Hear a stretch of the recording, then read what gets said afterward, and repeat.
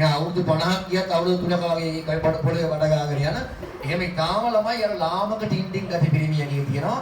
ඒ වගේ පුතේ ඒ කෑලි කැපුවට පස්සේ මහා තාණ්ඩව ළමයි කෙනෙක් කරකසක ගතියකුත් පුතේ පිරිමියගේ තියෙනවා.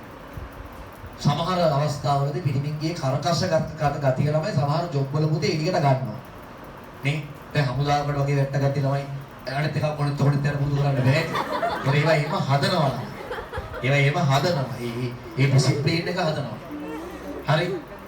හැබැයි ඉතින් මම නම් කැමති පිරිමින්ගේ ওই දෙකම මික්ස් කරලා තිබ්බම ඉතින් ෂෝක්.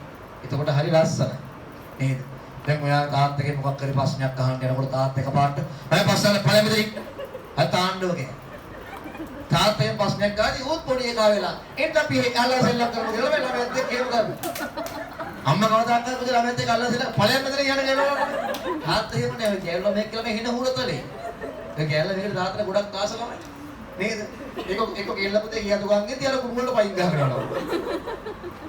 ඔය වගේ මොනවා හරි පරි මොංගල වැඩ ටිකක් කරනවා. ඒ අර මිනිස්සේ. දැන් මොකද කරලා අම වයලා කියනවා මොනවද කරන්නේ? විසඳලා කියලා ඊට පස්සේ ඊට පස්සේ අර තාණ්ඩව ගෑනි නමුත් විනාශ එක්ස්පීරියන්ස් ඇති වුණා. අද